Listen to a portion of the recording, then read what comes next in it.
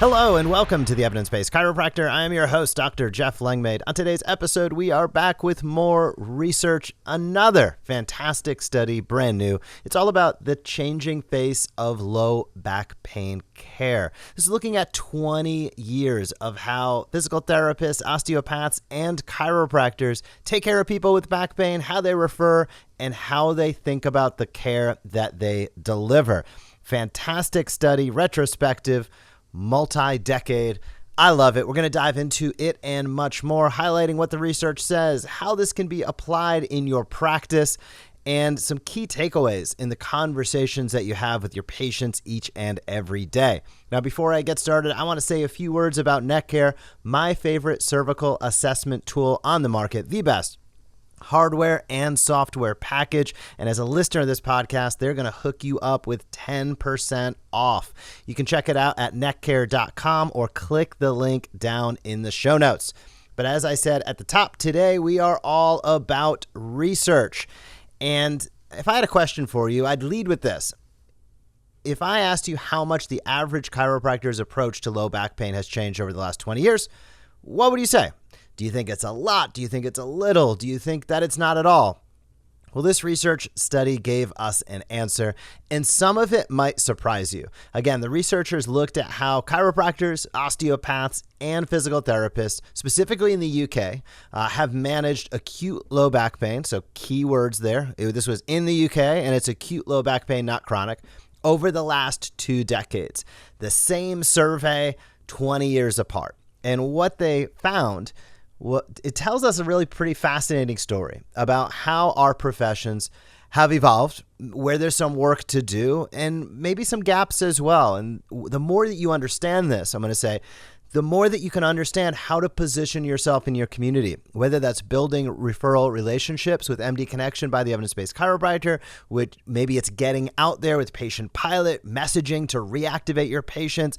Maybe it's social media content using Avatar DC, digital clone, producing hundreds of videos, getting out there without having to shoot all of those videos by using AI.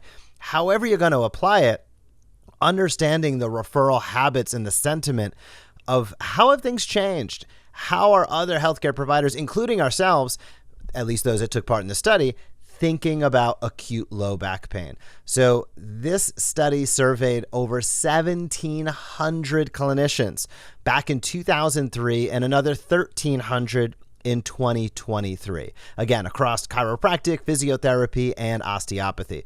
Everybody was given the same case, which was a 28-year-old woman with acute low back pain after lifting a box at work 3 weeks ago. No red flags, no sciatica, no radiculopathy, and no abject trauma. So every clinician, I love the simplicity in this.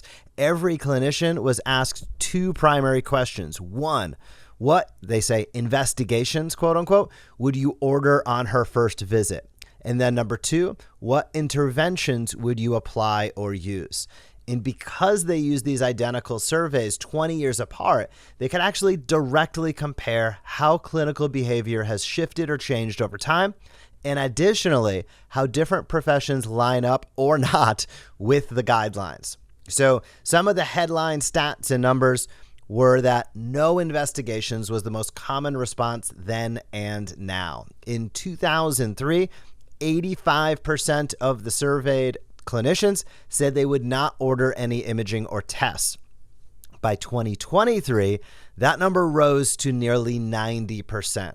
So less clinicians over the last 20 years were apt to order any sort of investigations. When they say investigations, they mean diagnostics, X-ray, MRI, CT. And speaking of that, we can dive into X-ray specifically. The use of lumbar X-rays dropped really sharply, especially for chiropractors, which I'll come back to in a moment. Only about 5% of the chiropractors in 2023 said that they'd take an X-ray. And this was down from nearly 11% 20 years earlier. So the amount of chiropractors that would shoot an X-ray dropped by nearly half. There was a lot to unpack there. One is the questions, which some of those questions are people utilizing techniques as often today as back in the day that have X-ray as a foundational component? I don't know the answer to it, but that would be a reason. If X-ray based modalities are not as common, well, there's probably going to be fewer X-rays shot.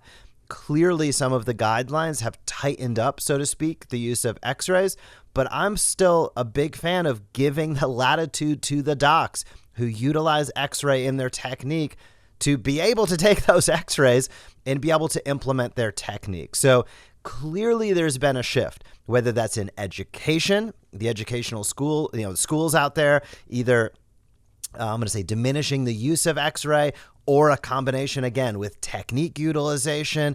There's a variety of different potential reasons. This study does not get into that, but I think it's just fascinating to see that far less X-rays are shot. I'm not for or against that. I think it really depends. And again, I am a big fan of allowing those techniques that utilize X-ray to continue to shoot X-ray.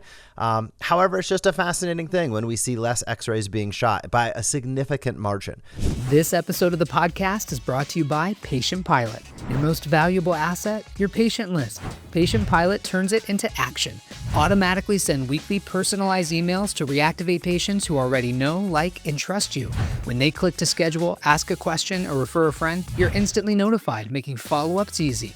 Patient Pilot helps you help more people and grow your practice. Schedule your demo today at thesmartchiropractor.com to see the difference. Now, back to the episode. Now, on the other side of this coin, this is wild to me. MRI use ticked up slightly across all groups. So again, this is a single case, 28-year-old, no radiculopathy, lifting a box.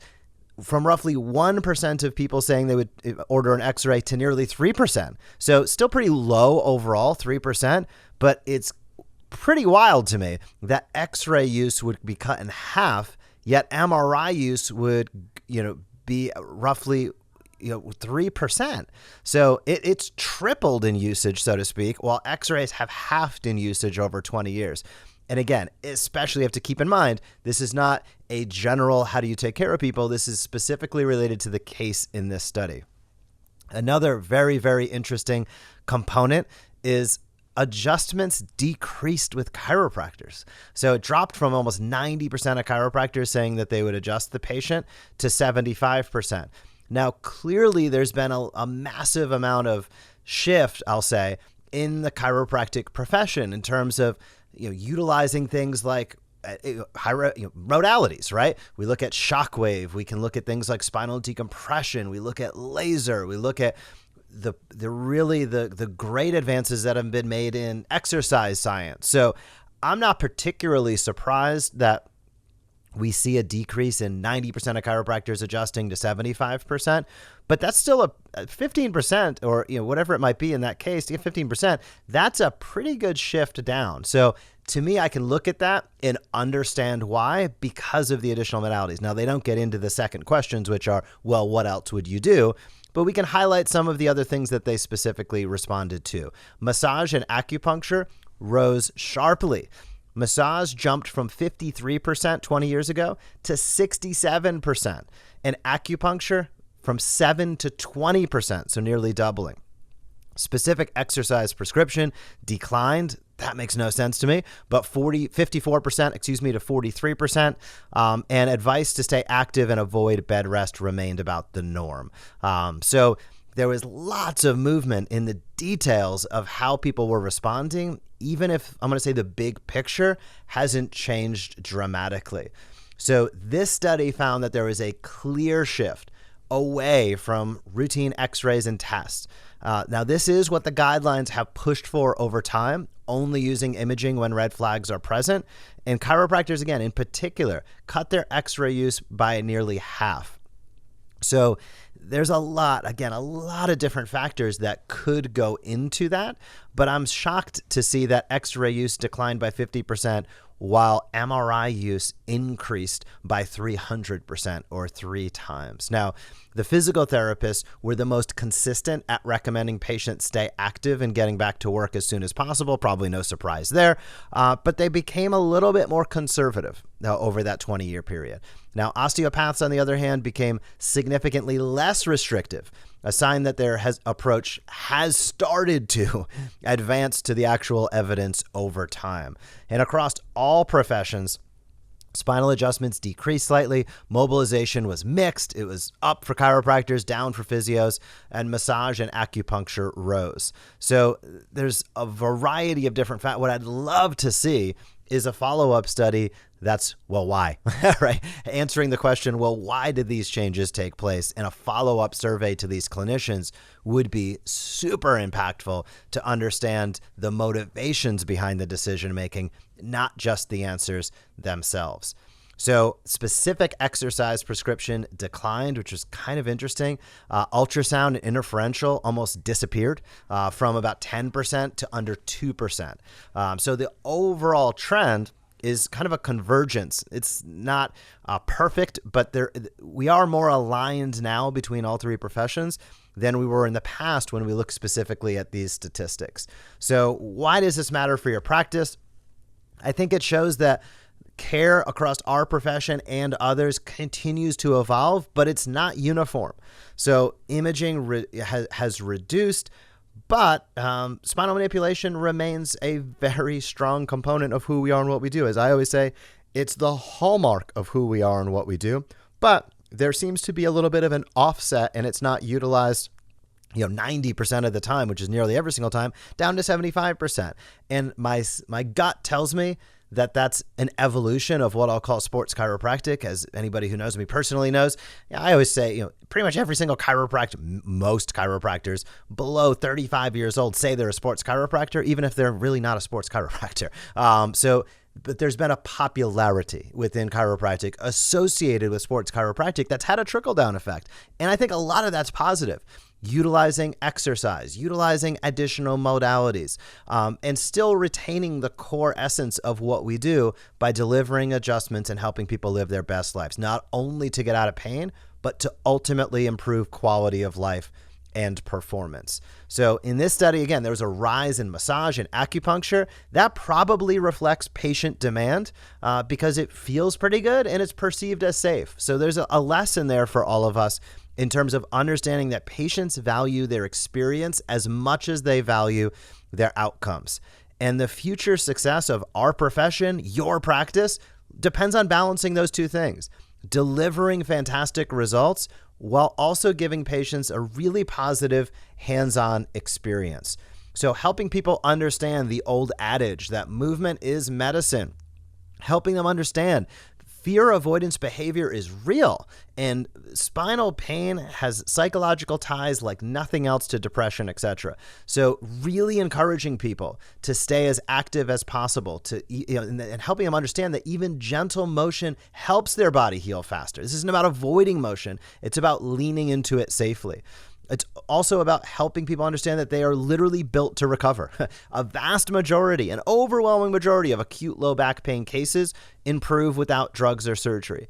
And that your job, literally you, is to guide that natural healing process. So reinforcing these concepts and ideas during your report of findings by letting people know, research continues to show that people who stay active and start care early get better faster.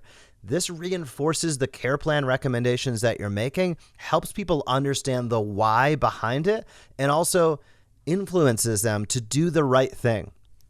Utilizing information like we highlighted today in your marketing and patient education, helping people understand, why you may not need an X-ray for back pain, why you may need an X-ray for back pain, why you may not need an MRI for back pain, why you may and or may not. Both of these are different content pieces for imaging. It's a great way for you to be able to highlight who you are personally and your personal thoughts on it, and connect with those people in your community that have the same thought process as you. Those are going to be your ideal patients, of course. Team training, highlighting this type of research to your team and staff to help them understand how can they continue to reinforce the messaging that you're delivering. I think this is often overlooked.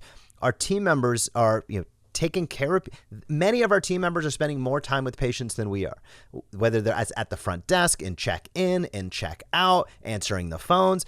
They are spending time with your patients. So there's a real question here on if they are reinforcing the messaging that you want your patients to hear, or do they not have enough education and information to be able to do so? You should be lockstep with your team in terms of the messaging that's going out.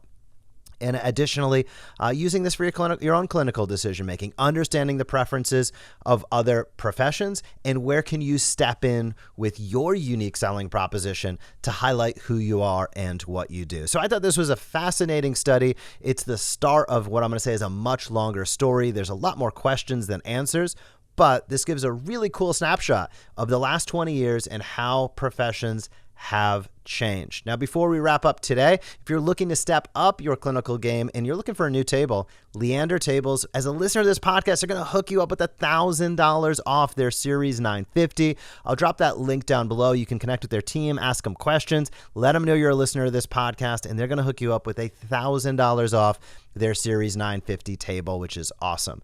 Whether this is your first episode listening to this podcast or whether you've been along for 500 plus episodes, thank you so much for taking time out of your day to do so. New episodes are released every single Monday at 6 a.m. And if you would take a moment, scroll down, tap how many stars you think this podcast should have. And if you leave a line of text, some feedback, that is awesome. It goes such a long way to helping this reach more people. So please take a moment and do that. Thank you so much for being a chiropractor. Have a fantastic week in practice, and I will talk to you soon. Thank you for joining us on this episode of the Evidence-Based Chiropractor. If you want to grow your practice, come back for next week's episode. If you want to grow faster, visit the evidencebasedchiropractor.com and join our MD Marketing membership today.